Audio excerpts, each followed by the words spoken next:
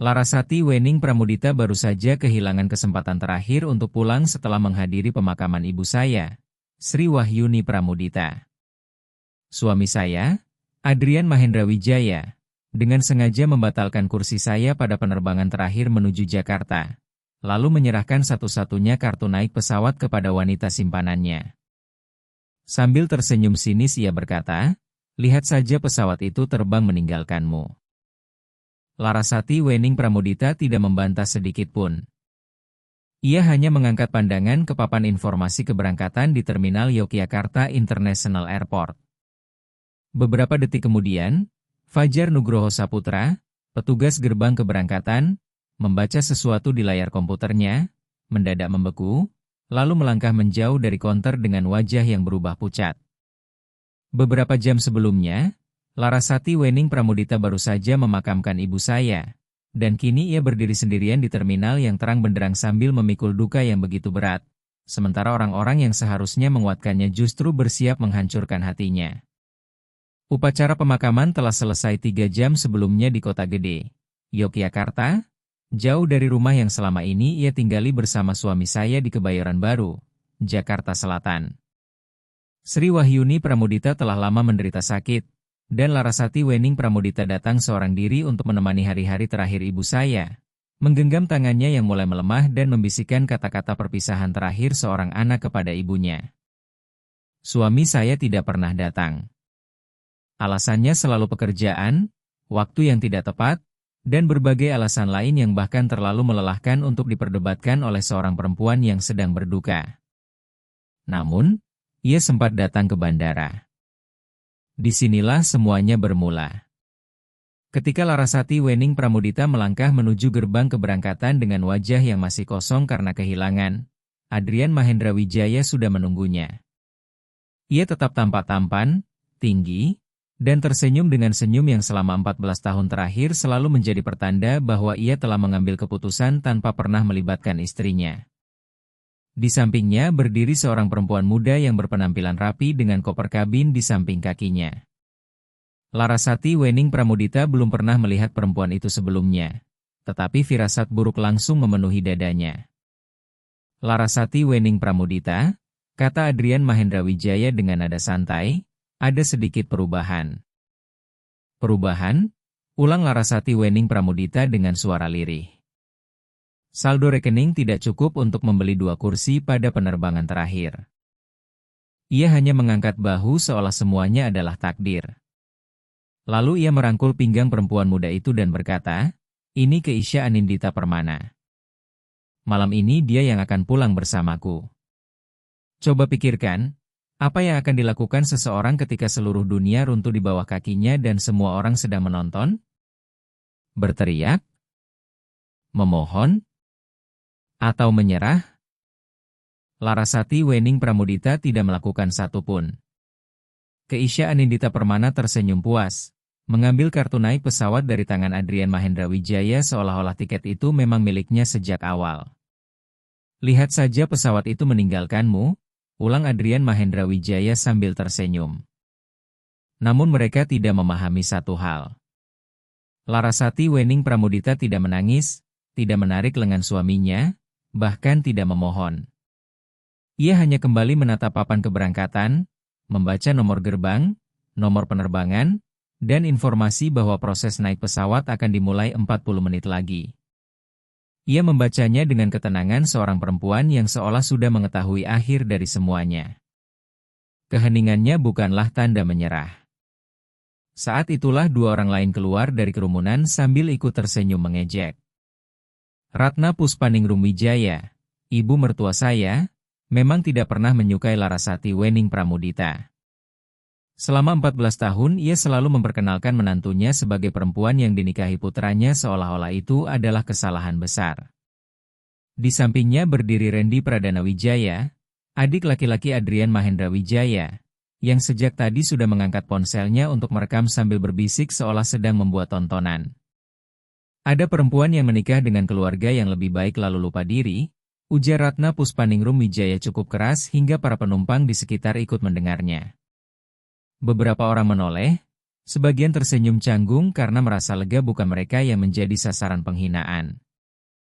"Ayo, senyum ke kamera," kata Randy Pradana Wijaya sambil mengarahkan ponselnya ke wajah Larasati Wening Pramudita yang dipenuhi kelelahan. Video ini pasti akan viral. Seorang perempuan lanjut usia yang duduk di dekat jendela hanya menundukkan kepala karena malu melihat perlakuan mereka. Sementara seorang anak laki-laki menarik lengan ayahnya dan bertanya pelan mengapa orang-orang itu begitu tega menyakiti perempuan yang sedang bersedih. Tidak seorang pun maju untuk membela Larasati Wening Pramudita. Memang hampir tidak pernah ada yang melakukannya. Begitulah kejamnya penghinaan di depan umum. Semua orang selalu mengira akan ada orang lain yang lebih berani untuk menghentikannya, padahal tidak ada seorang pun yang benar-benar melangkah. "Setidaknya ucapkan selamat tinggal," kata Keisha Anindita Permana sambil memasukkan kartu naik pesawat ke dalam tas tangannya dengan gerakan perlahan. "Bukankah itu tindakan yang sopan?" Adrian Mahendra Wijaya terkekeh pelan. Dia memang tidak pernah pandai mengucapkan selamat tinggal, bukan begitu, sayang? Cara ia mengucapkan kata itu terdengar begitu merendahkan, seolah-olah sedang menyingkirkan sesuatu yang tidak berharga. Namun lihatlah Larasati Wening Pramudita. Ia tetap tidak menjawab. Rahangnya tidak bergetar, matanya tidak berkaca-kaca. Seharian penuh ia baru saja belajar betapa beratnya kehilangan seseorang yang benar-benar dicintai di tepi makam ibu saya. Sehingga dibandingkan dengan luka itu, penghinaan dari 3 orang di hadapannya terasa begitu kecil. Di depannya berdiri suami saya, keluarga suaminya, dan seorang perempuan asing yang menerima pelukan Adrian Mahendra Wijaya seolah sedang memamerkan sebuah trofi kemenangan. Pada malam terburuk dalam hidupnya, ketika makam Sri Wahyuni Pramudita bahkan masih dipenuhi tanah yang baru ditimbun, ia harus menerima pengkhianatan dari 3 orang sekaligus. Siapapun pasti akan memaklumi bila ia hancur saat itu juga. Namun justru pada saat itulah Larasati Wening Pramudita melakukan sesuatu yang sama sekali tidak diduga siapapun. Perlahan ia mengangkat tangan menyentuh liontin kuningan kecil yang tergantung di rantai tipis di lehernya, sebuah benda sederhana yang hampir tidak pernah menarik perhatian orang lain. Ia menggenggamnya sejenak, menarik satu napas panjang, lalu melangkah dengan tenang menuju konter tempat Fajar Nugroho Saputra masih berdiri. Mereka semua mengira ia sudah tidak memiliki apapun lagi. Tetapi apa yang akan terjadi sesudahnya benar-benar berada di luar dugaan seluruh orang yang berada di gerbang keberangkatan itu. Sebelum sampai pada momen tersebut, izinkan saya membawa Anda kembali ke masa lalu. Jauh sebelum bandara, sebelum senyum sinis itu, bahkan sebelum semua kekayaan yang dimiliki Larasati Wening Pramudita. Sebab mustahil memahami keputusan yang ia ambil malam itu tanpa mengetahui dari mana ia berasal. Ia dibesarkan di sebuah rumah kecil yang sederhana di Jalan Mondorakan, Kota Gede, sebuah lingkungan tempat semua orang saling mengenal. Sebagian tetangga selalu siap membantu, sementara sebagian lainnya hanya senang menjadi penonton kehidupan orang lain. Ibu saya, Sri Wahyuni Pramudita, bekerja tanpa mengenal lelah di 2 tempat sekaligus. Setiap pagi beliau membersihkan kantor-kantor di kawasan Malioboro. Lalu setiap malam bekerja hingga larut di warung makan Sri Rejeki, tempat upah tambahan yang diterima sangat sedikit sementara jam kerjanya sangat panjang. Sosok ayah tidak pernah benar-benar hadir dalam kehidupan Larasati Wening Pramudita. Yang ia miliki hanyalah Sri Wahyuni Pramudita, dirinya sendiri, dan sebuah meja makan kayu tua yang salah satu kakinya sudah goyah. Mereka memang hidup serba kekurangan. Tetapi di atas meja itulah Sri Wahyuni Pramudita mengajarkan seluruh pelajaran hidup kepada putrinya. Beliau mengajarkan bagaimana membagi makanan yang sedikit agar tetap cukup untuk tetangga yang sedang membutuhkan, mengajarkan bahwa orang yang paling berisik seringkali adalah orang yang paling takut, serta mengajarkan bahwa harga diri seorang perempuan tidak diukur dari apa yang ia pamerkan, melainkan dari seberapa kuat ia sanggup memikul beban hidup tanpa menyerah. Berulang kali, melalui berbagai hal kecil dalam kehidupan sehari-hari, Sri Wahyuni Pramudita menanamkan bahwa kesabaran bukanlah kelemahan. Ada orang yang menunggu karena tidak memiliki pilihan, tetapi ada pula yang menunggu karena sedang memilih waktu yang paling tepat untuk bergerak. Larasati Wening Pramudita termasuk golongan yang kedua, meskipun saat itu ia sendiri belum menyadarinya. Suatu malam, ketika usianya sekitar 14 tahun, Sri Wahyuni Pramudita pulang dengan kaki bengkak setelah bekerja seharian, masih mengenakan celemek dari warung makan. Beliau duduk perlahan, mengeluarkan sebuah liontin kuningan kecil dari sakunya. Liontin itu bukan emas, tidak memiliki nilai jual yang tinggi, bahkan dibeli dari pedagang kaki lima dengan harga yang tak lebih mahal daripada segelas kopi tubruk. Namun pada bagian belakangnya terukir 3 kata sederhana, bangkit, jangan memohon. Sri Wahyuni Pramudita meletakkan liontin itu di telapak tangan putrinya lalu menggenggamkan jemari Larasati Wening Pramudita di sekelilingnya. Nak, katanya lembut, suatu hari dunia akan menganggapmu kecil dan tidak berarti. Biarkan saja mereka berpikir begitu. Tetapi kita berdua tahu siapa dirimu yang sebenarnya. Saat mereka menjatuhkanmu, dan percayalah suatu hari itu akan terjadi, jangan pernah merangkak.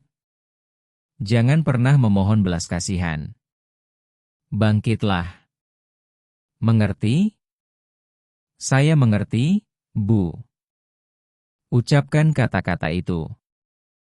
Bangkit, jangan memohon.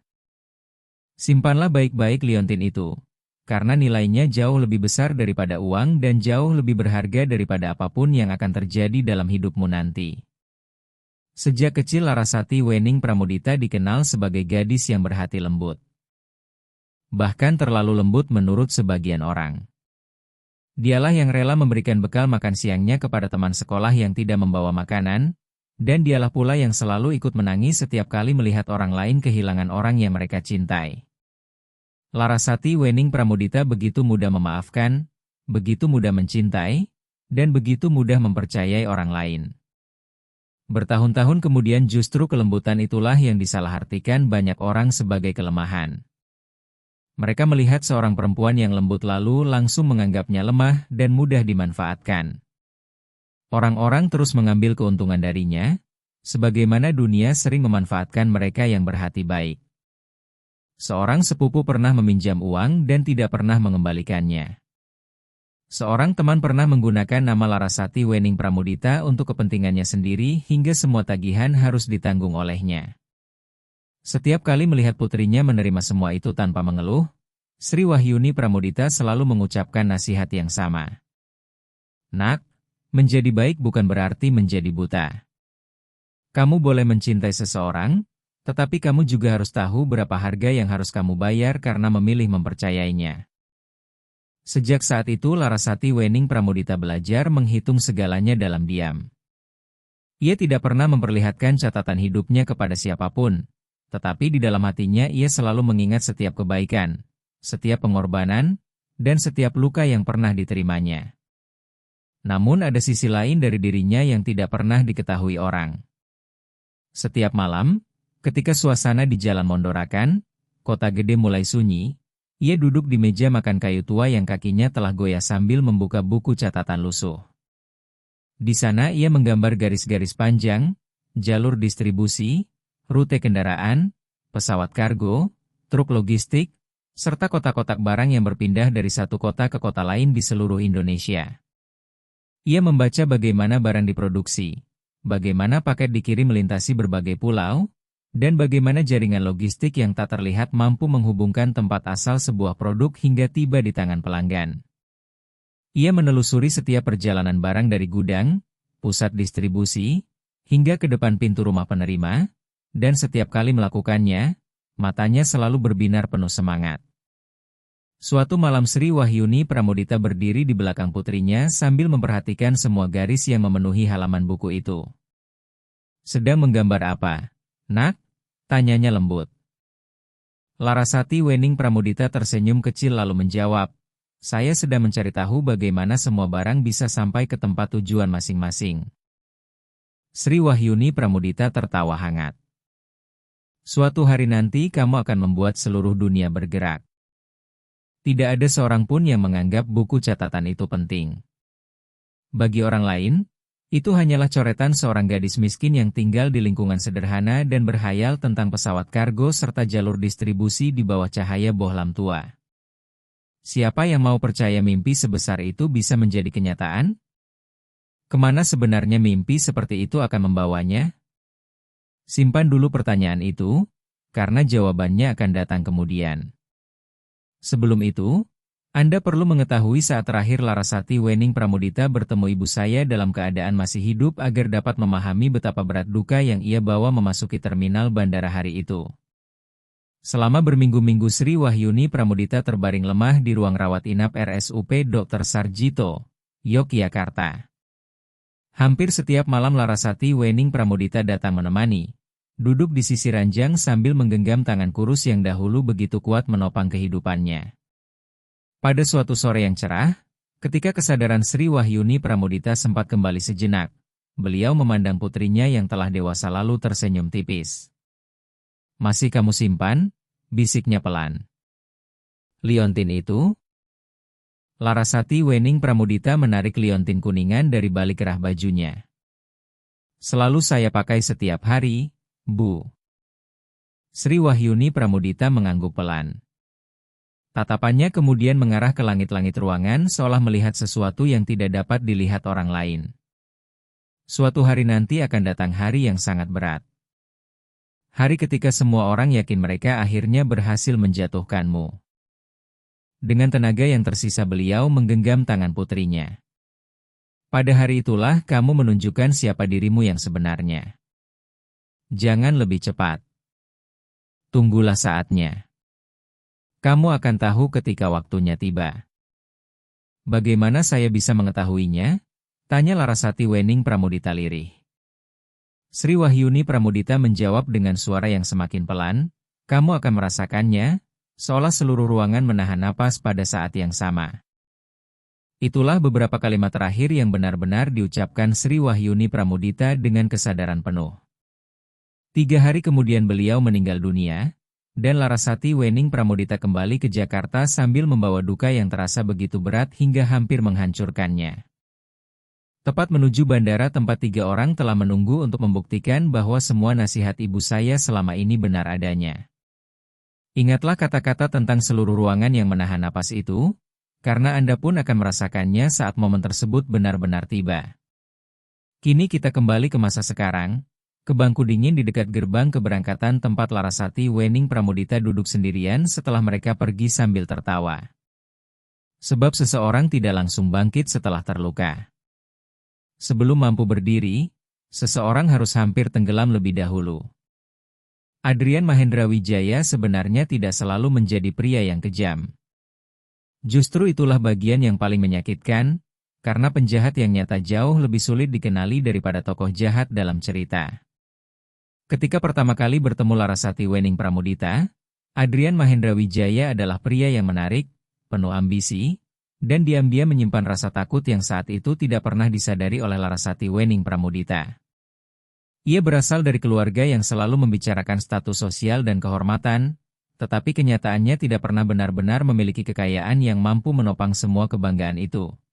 Ratna Puspaningrum Wijaya membesarkan kedua putranya dengan keyakinan bahwa dunia berutang penghormatan kepada mereka. Sejak kecil Adrian Mahendra Wijaya dan Randy Pradana Wijaya tumbuh dengan haus akan pengakuan, tetapi diam-diam juga merasa rendah diri karena kehidupan mereka tidak pernah benar-benar semewah yang mereka impikan. Ketika Adrian Mahendra Wijaya menikahi Larasati Wening Pramudita, mereka masih muda dan sama-sama tidak memiliki apa-apa. Pada awalnya keadaan itu tidak menjadi masalah. Namun perlahan semuanya berubah. Adrian Mahendra Wijaya mulai hidup dengan uang pinjaman. Awalnya sedikit, kemudian semakin banyak.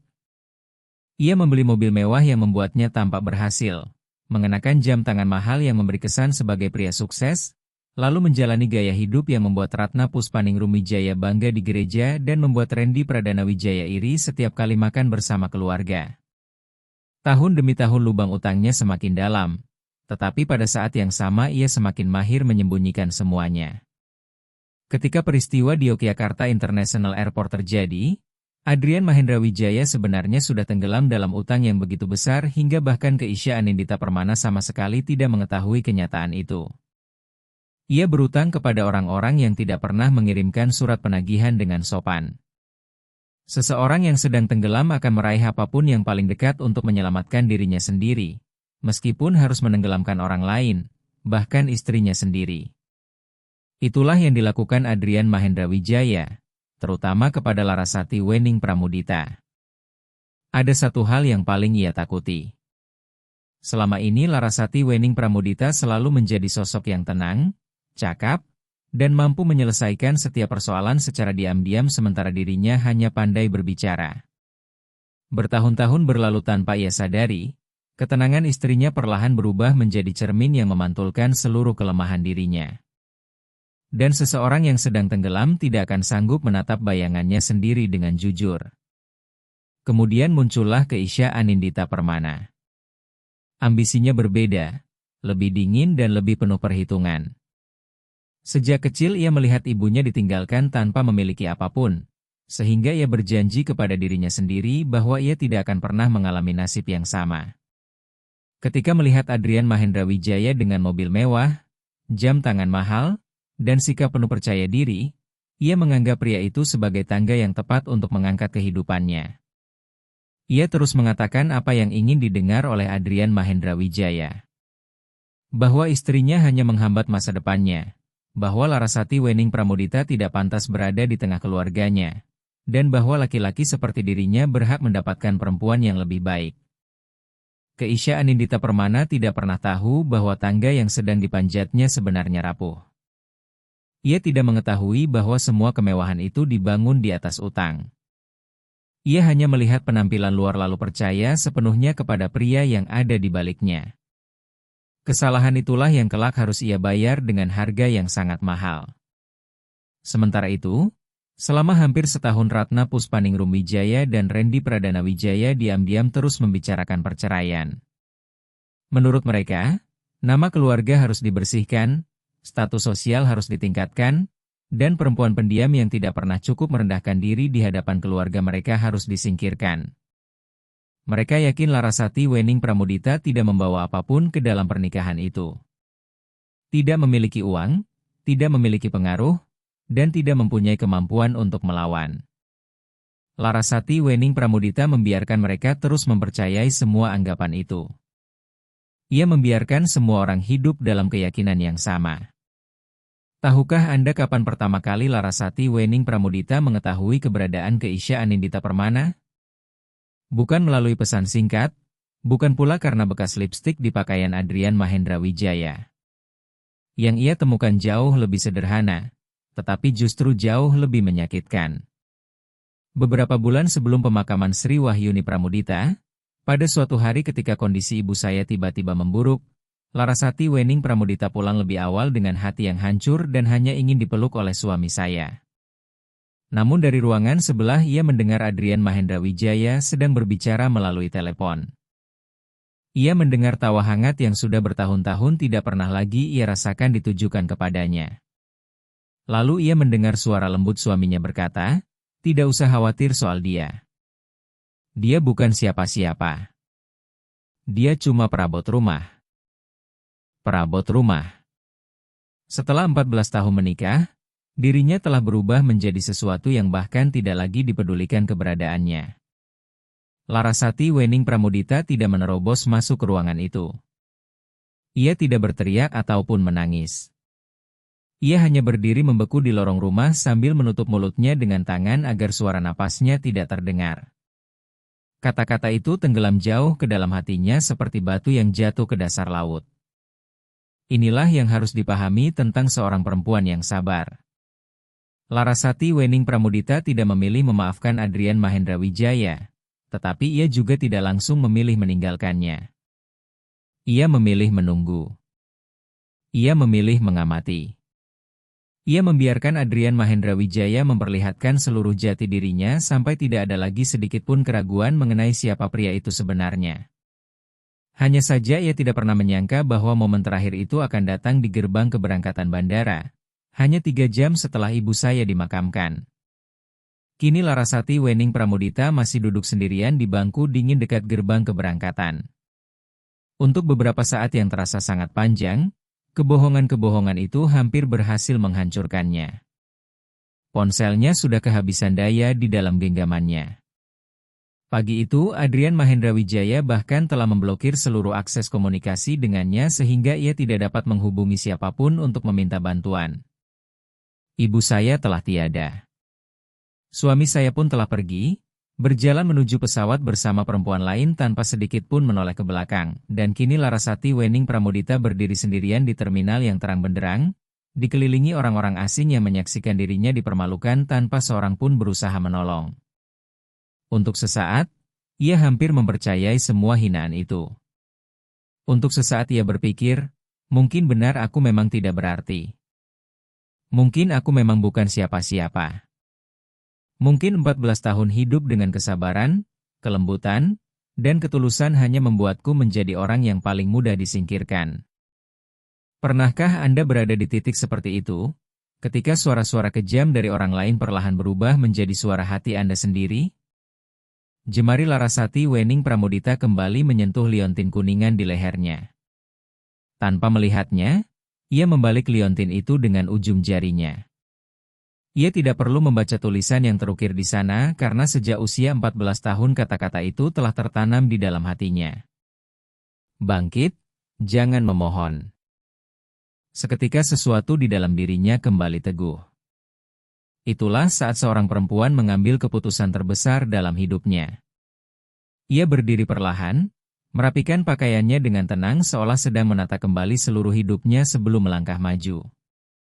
Ia berjalan menuju konter, bukan untuk memohon, bukan untuk menangis, dan bukan untuk meminta belas kasihan. Ia menghampiri Fajar Nugroho Saputra, petugas gerbang keberangkatan yang tampak lelah dengan kartu identitas yang sedikit miring di dadanya. Dengan suara yang sangat tenang ia berkata, "Tolong periksa siapa saya sebenarnya." Fajar Nugroho Saputra berkedip bingung. Permintaan itu terdengar sangat tidak biasa. "Maaf, Ibu?" tanyanya sopan. Larasati Wening Pramudita tersenyum tipis lalu menjawab dengan lembut, "Masukkan nama resmi saya. Bukan nomor tiketnya, tetapi nama saya." Setelah itu, lihatlah siapa pemilik pesawat yang sebentar lagi akan berangkat dari gerbang ini. Ia tidak sedang meminta bantuan. Ia hanya akan mengingatkan dunia tentang siapa dirinya yang sesungguhnya. Kini izinkan saya menceritakan apa yang terjadi pada buku catatan lusuh yang dahulu selalu ia bawa. Izinkan saya menjelaskan kemana semua gambar jalur logistik yang dibuat oleh seorang gadis miskin itu akhirnya bermuara, karena inilah bagian yang tidak pernah diketahui siapapun. Larasati Wening Pramudita tidak pernah berhenti menggambar jalur distribusi. Setelah dewasa, ia hanya berhenti menggambarnya di atas kertas dan mulai mewujudkannya menjadi kenyataan. Ketika Adrian Mahendra Wijaya sibuk membeli citra seorang pria sukses, Larasati Wening Pramudita diam-diam membangun kesuksesan yang sesungguhnya. Semuanya dimulai dari sebuah kontrak kecil pengiriman barang untuk PT Sentra Distribusi Jawa, perusahaan yang saat itu hampir tidak dikenal siapapun. Satu kontrak berkembang menjadi dua menjadi beberapa jalur distribusi, kemudian menjadi armada truk logistik yang awalnya ia sewa sebelum akhirnya mampu ia miliki sendiri. Bertahun-tahun ia bekerja dari meja makan kayu tua di rumah, bahkan setelah celemek kerja Sri Wahyuni Pramudita hanya tinggal kenangan. Dengan tenang ia mendirikan sebuah perusahaan induk bernama PT Cakrawala Logistik Nusantara. Nama yang terdengar biasa dan tidak menarik perhatian siapapun. Di bawah perusahaan itulah ia menyimpan seluruh hasil kerja kerasnya selama bertahun-tahun tanpa pernah mengumumkannya kepada siapapun. Ia tidak pernah menceritakan semua itu kepada keluarga Adrian Mahendra Wijaya. Alasannya sederhana. Bertahun-tahun sebelumnya, ketika ia pernah menyampaikan sebuah ide bisnis, Ratna Puspaningrum Wijaya hanya menertawakannya sementara Adrian Mahendra Wijaya memintanya berhenti berhayal dan menjadi lebih realistis. Sejak hari itu Larasati Wening Pramudita memilih diam. Ia membiarkan mereka percaya bahwa dirinya hanyalah perempuan sederhana yang menjalani kehidupan biasa. Justru di dalam kesunyian itulah ia membangun segalanya. Armada truk berkembang menjadi pesawat kargo. Satu pesawat berubah menjadi satu armada penuh.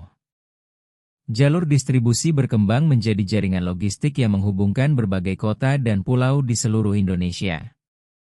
Semua kotak barang, seluruh proses pengiriman, dan setiap jalur distribusi yang dahulu hanya berupa gambar di buku catatan kini benar-benar bergerak menjadi denyut nadi logistik nasional. Ia membeli perusahaan penerbangan regional yang sedang kesulitan, memperbaiki pengelolaannya, mengambil alih kontrak distribusi darat, bahkan menguasai hak pengelolaan berbagai terminal logistik di banyak wilayah. Inilah kenyataan yang sesungguhnya. Perempuan yang baru saja dihina hanya karena dianggap tidak mampu membeli satu tiket pesawat sebenarnya sanggup membeli seluruh pesawat yang terparkir di apron bandara itu tanpa sedikit pun menggoyahkan kekayaannya.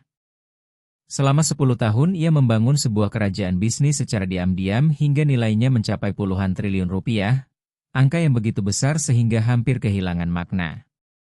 Dan maskapai PT Angkasa Raya Indonesia, gerbang keberangkatan tempat mereka berdiri, pesawat yang kursinya diberikan Adrian Mahendra Wijaya kepada Keisha Anindita Permana, bahkan terminal yang menjadi tempat Ratna Puspaningrum Wijaya menertawakannya. Seluruhnya berada di bawah kepemilikan PT Cakrawala Logistik Nusantara milik Larasati Wening Pramudita. Jemari Fajar Nugroho Saputra bergerak cepat di atas papan ketik. Ia memasukkan nama yang diberikan Larasati Wening Pramudita, lalu menekan tombol konfirmasi. Tampilan layar komputer langsung berubah. Ia membacanya sekali. Lalu sekali lagi. Wajahnya mendadak membeku, bukan karena sedang melayani seorang penumpang biasa, melainkan karena apa yang baru saja muncul di hadapannya benar-benar berada di luar dugaan siapapun. Karena pada bagian paling atas data kepemilikan yang telah diverifikasi muncul sebuah nama yang dikenal oleh setiap karyawan PT Angkasa Raya Indonesia, tetapi hampir mustahil mereka temui secara langsung, yaitu nama perempuan yang sedang berdiri tenang di hadapannya dengan pakaian yang baru saja dikenakannya untuk menghadiri pemakaman ibu saya, Larasati Wening Pramudita. Itulah alasan Fajar Nugroho Saputra membeku. Itulah yang baru saja ia lihat di layar komputernya. Perempuan yang beberapa menit lalu dipermalukan dan dibuang begitu saja ternyata adalah pemilik perusahaan yang menguasai maskapai, pesawat, dan langit yang sebentar lagi akan mereka lintasi. Fajar Nugroho Saputra perlahan mundur dari konter, segera mengangkat telepon, lalu berbicara dengan suara pelan namun tergesa-gesa. Tidak sampai 90 detik kemudian, Nadia Kartikasari, supervisor gerbang keberangkatan, datang menghampiri. Setelah melihat informasi yang sama, ia langsung menelepon Bagus Satriawan, manajer stasiun bandara. Wajah Bagus Satriawan seketika memucat. Tanpa membuang waktu ia segera menghubungi Hendra Gunawan Prabowo, Kepala Operasional Bandara. Beberapa saat kemudian Hendra Gunawan Prabowo berjalan cepat melintasi terminal sambil merapikan jasnya. Bahkan sebelum benar-benar tiba di hadapan Larasati Wening Pramudita, ia sudah lebih dahulu menyapa dengan penuh hormat. "Selamat malam, Ibu."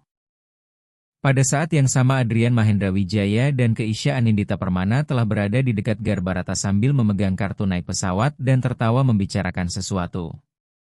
Di belakang mereka berjalan Ratna Puspaningrum Wijaya dan Randy Pradana Wijaya. Sementara Randy Pradana Wijaya masih sibuk merekam video dan mengomentari semuanya seolah sedang membuat hiburan untuk media sosial. Tidak satupun dari mereka menyadari bahwa keadaan telah berubah. Mereka tidak melihat para petugas berseragam mulai berkumpul mengelilingi perempuan yang beberapa menit lalu mereka tinggalkan sendirian di bangku terminal. Namun para penumpang lain melihat semuanya. Perlahan percakapan di sekitar berhenti, dan seluruh terminal menjadi sunyi. Hendra Gunawan Prabowo menundukkan kepala dengan penuh hormat lalu berkata kepada Larasati Wening Pramudita, "Kami sungguh meminta maaf, Ibu. Kami sama sekali tidak mengetahui bahwa Ibu akan melakukan perjalanan malam ini. Apapun yang Ibu perlukan, kami siap memenuhinya."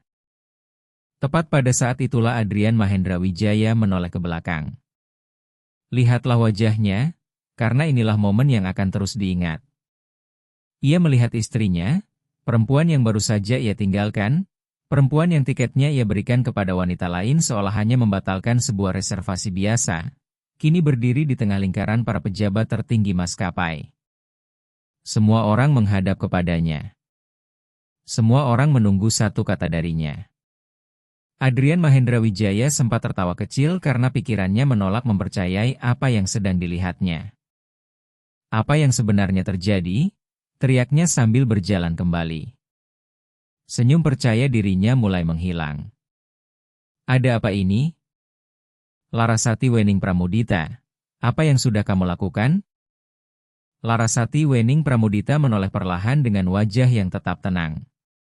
"Saya tidak melakukan apapun, Adrian Mahendra Wijaya," katanya lembut. "Saya hanya berhenti membiarkanmu tidak mengetahui siapa saya." Adrian Mahendra Wijaya sama sekali tidak memahami maksud ucapan itu. Demikian pula Keisha Anindita Permana, yang ikut kembali karena merasakan ada sesuatu yang tidak beres sambil menggenggam kartu naik pesawatnya semakin erat. Hendra Gunawan Prabowo berdeham pelan sebelum berkata dengan nada resmi, "Maaf, Pak, saya harus meminta Bapak mundur beberapa langkah. Pesawat ini, maskapai ini, dan seluruh operasional di terminal ini merupakan aset milik PT Cakrawala Logistik Nusantara." Ia menoleh ke arah Larasati Wening Pramudita dengan penuh rasa hormat sebelum melanjutkan, "Dan pemilik perusahaan tersebut sedang berdiri tepat di hadapan Bapak." Seketika seluruh terminal menjadi begitu sunyi hingga suara pengumuman dari beberapa gerbang keberangkatan yang berjauhan terdengar sangat jelas. Keheningan itu terasa seolah seluruh ruangan benar-benar sedang menahan napas. Saat itulah Larasati Wening Pramudita merasakan momen yang pernah dijanjikan Sri Wahyuni Pramudita di ruang rawat inap RSUP Dr. Sarjito, Yogyakarta. "Inilah saat yang dimaksud ibu saya, saat seluruh ruangan menahan napas, saat semua keadaan berbalik tepat pada waktunya." Kini ia benar-benar mengetahuinya. Tangan Randy Pradana Wijaya masih memegang ponsel, tetapi kini tangannya bergetar hebat dan suara komentarnya menghilang sama sekali. Mulut Adrian Mahendra Wijaya terbuka lalu tertutup berkali-kali tanpa mampu mengucapkan kalimat yang utuh. Tidak mungkin. Larasati Wening Pramudita tidak mungkin memiliki kekayaan sebesar itu. Dia hanya bekerja dari meja makan di rumah. Dia, untuk pertama kalinya dalam 14 tahun pernikahan mereka, Adrian Mahendra Wijaya benar-benar memandang istrinya. Dengan suara bergetar ia bertanya, "Sebenarnya siapa kamu?" Larasati Wening Pramudita menjawab dengan tenang, "Saya adalah perempuan yang pernah kamu sebut tidak lebih dari sekadar perabot rumah." Seketika seluruh warna di wajah Adrian Mahendra Wijaya menghilang.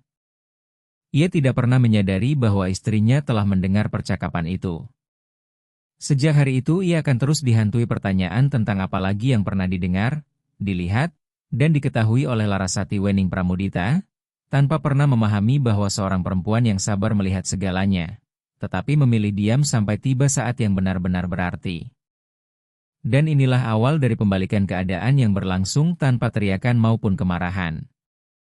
Keisha Anindita Permana menunduk memandangi kartu naik pesawat di tangannya, satu-satunya kursi yang tadi begitu ia banggakan. Untuk pertama kalinya ia menyadari bahwa tangga yang selama ini ia panjat ternyata tidak memiliki puncak sama sekali.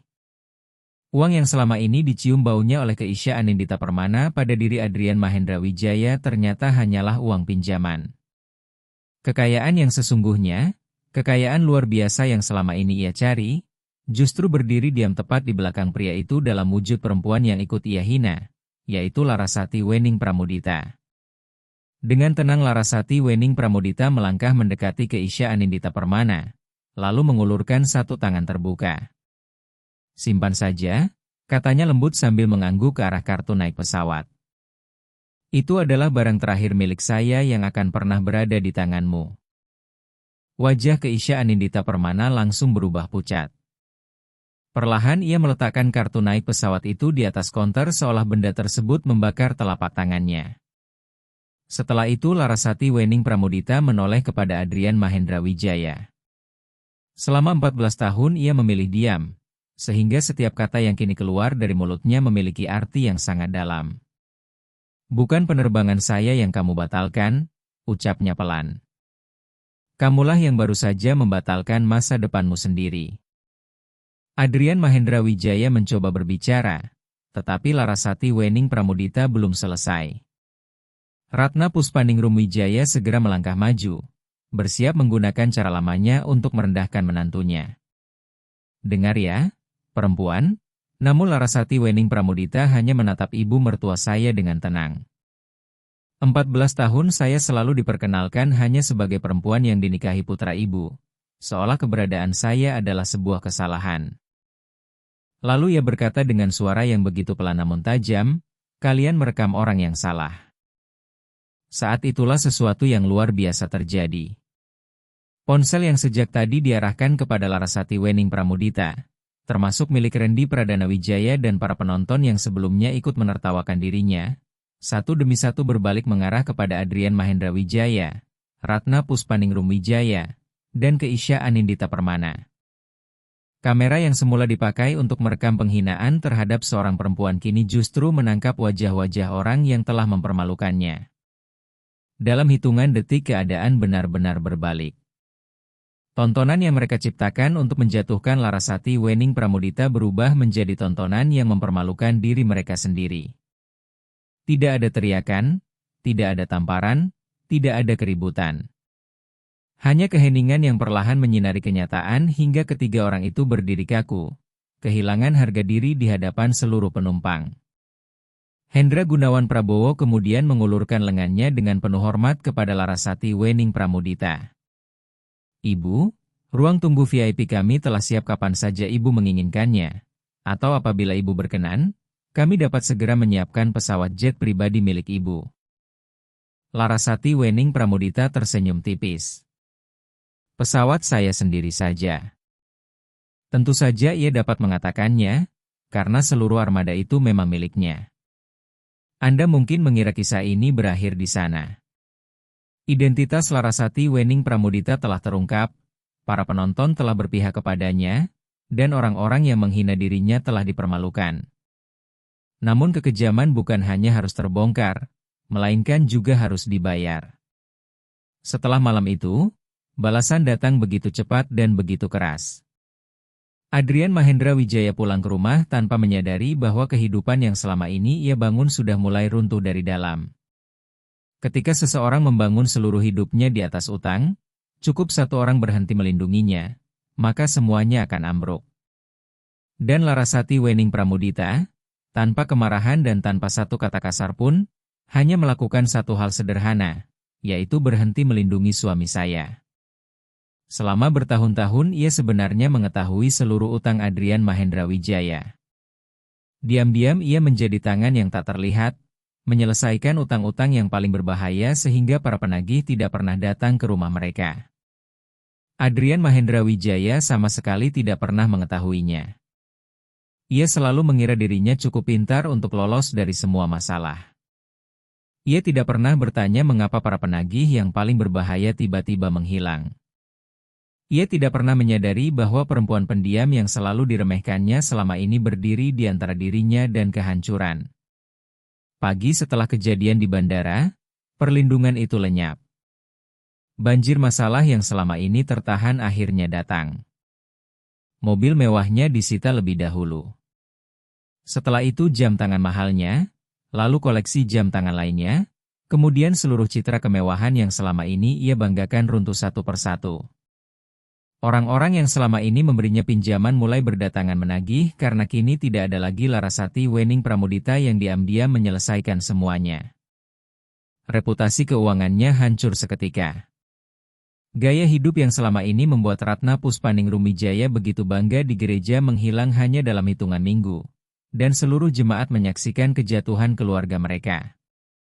Tentu saja Adrian Mahendra Wijaya berusaha menghubungi Larasati Wening Pramudita.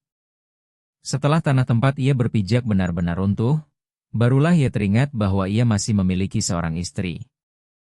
Ia menelepon menggunakan nomor yang tidak dikenal karena Larasati Wening Pramudita telah menutup seluruh pintu masa lalunya dan memilih melanjutkan hidup.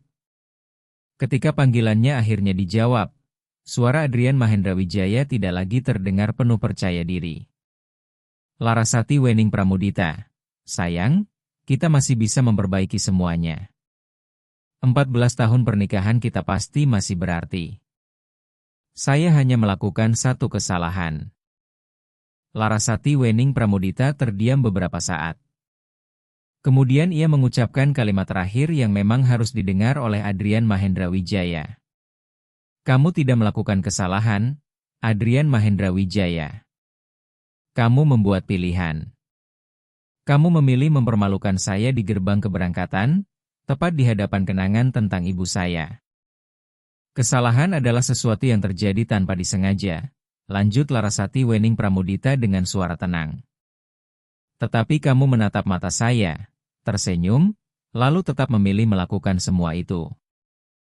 Tolong, bisik Adrian Mahendra Wijaya. Seluruh kesombongan yang selama ini memenuhi dirinya telah lenyap.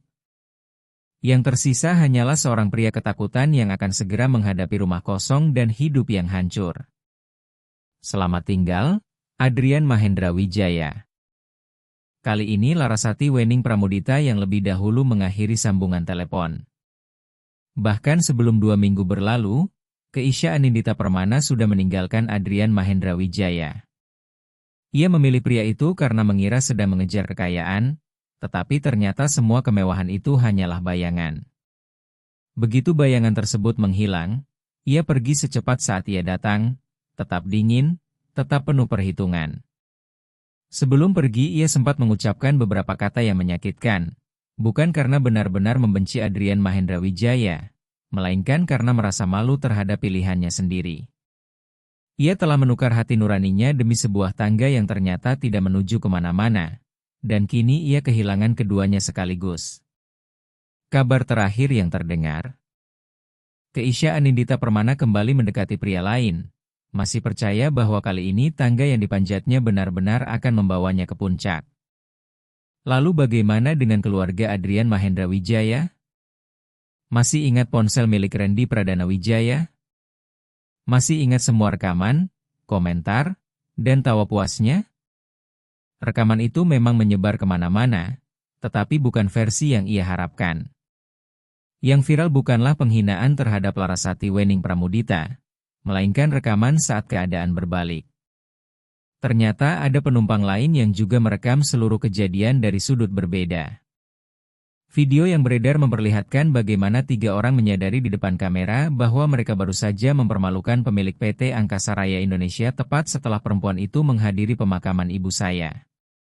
Wajah Ratna Puspaningrum Wijaya yang membeku, tangan Randy Pradana Wijaya yang gemetar, dan senyum Adrian Mahendra Wijaya yang perlahan menghilang tersebar ke seluruh penjuru negeri, bahkan jauh melampaui apa yang pernah dibayangkan Randy Pradana Wijaya.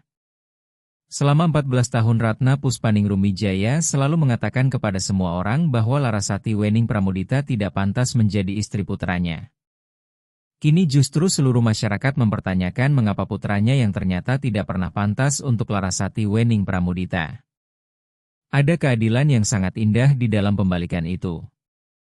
Cerita yang dahulu ia sebarkan tentang menantunya kini berubah menjadi cerita yang semua orang ceritakan tentang dirinya sendiri.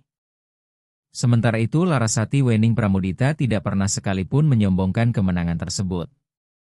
Ia tidak membuat unggahan di media sosial, tidak membalas penghinaan dengan penghinaan, dan tidak mengucapkan satu kata kasar pun kepada siapa saja. Pagi itu ia hanya menandatangani satu dokumen penting, dokumen yang akhirnya membiarkan seluruh beban yang selama ini ia tahan runtuh dengan sendirinya. Setelah itu ia menaiki pesawat jet pribadinya dan terbang meninggalkan semuanya tanpa sekalipun menoleh ke belakang. Keheningannya tidak pernah berarti menyerah. Itu adalah keputusan seorang perempuan yang akhirnya memilih berhenti hidup sebagai seseorang yang terus diremehkan. Pesawat perlahan lepas landas. Kota semakin mengecil di bawah sana. Untuk pertama kalinya setelah sekian lama, Larasati Wening Pramudita menarik napas panjang dengan perasaan benar-benar lega. Namun kisah ini tidak seharusnya berakhir pada saat kejatuhan orang-orang yang menyakitinya. Kisah ini seharusnya berakhir ketika proses penyembuhan dimulai. Seminggu kemudian Larasati Wening Pramudita datang seorang diri ke TPU Kota Gede, Yogyakarta, tempat Sri Wahyuni Pramudita dimakamkan. Sore itu begitu tenang dengan langit kelabu lembut yang selalu disukai ibu saya semasa hidupnya. Ia berjalan perlahan di antara deretan makam hingga menemukan batu nisan yang masih baru dengan tanah yang belum sepenuhnya mengeras. Ia berlutut di depannya dan terdiam cukup lama. Apa yang bisa diucapkan kepada perempuan yang telah mengajarkan cara bangkit dari keterpurukan? Perlahan Larasati Wening Pramudita membuka rantai tipis di lehernya lalu menggenggam liontin kuningan kecil itu di telapak tangan. Benda sederhana yang nilainya hanya setara segelas kopi tubruk itu justru merupakan harta paling berharga dalam hidupnya. Ia membalik liontin tersebut dan kembali membaca 3 kata yang telah ribuan kali ia baca sejak remaja. Bangkit, jangan memohon. Dengan penuh hormat ia meletakkan liontin itu di atas batu nisan selama beberapa saat, cukup lama untuk berbisik, saya sudah melakukannya, Bu.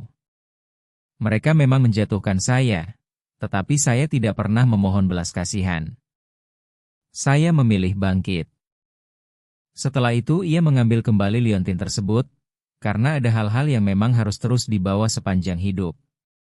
Ia mengenakannya kembali di lehernya, lalu tetap duduk di depan makam sambil menceritakan semua yang telah terjadi kepada Sri Wahyuni Pramudita.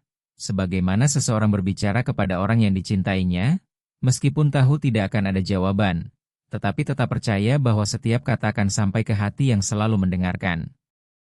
Ia menceritakan kepada Sri Wahyuni Pramudita tentang buku catatan lusuh yang dulu selalu menemaninya, tentang semua garis jalur distribusi yang pernah ia gambar, dan tentang seluruh jaringan logistik raksasa yang berhasil ia bangun diam-diam ketika tidak seorang pun memperhatikannya.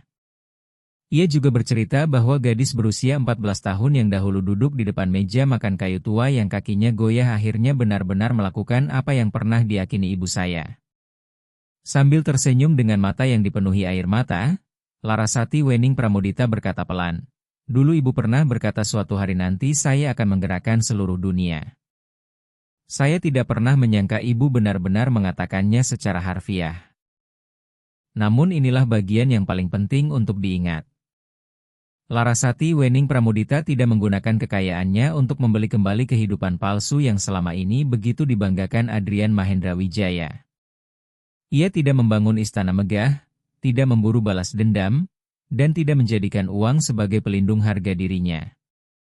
Sebaliknya, ia mengambil sebagian nyata dari kekayaannya, bagian yang benar-benar mampu mengubah kehidupan banyak orang, lalu mendirikan Yayasan Sri Wahyuni Bangkit Mandiri atas nama Sri Wahyuni Pramudita. Yayasan itu dikhususkan bagi perempuan-perempuan yang selama ini hidup dalam kesunyian dan sering dipandang sebelah mata. Perempuan yang membesarkan anak seorang diri di lingkungan sederhana. Perempuan yang bekerja di 2 tempat demi menghidupi keluarganya sambil diam-diam memelihara mimpi-mimpi yang dianggap mustahil. Perempuan yang oleh dunia dinilai kecil hanya karena mereka tidak pernah berteriak.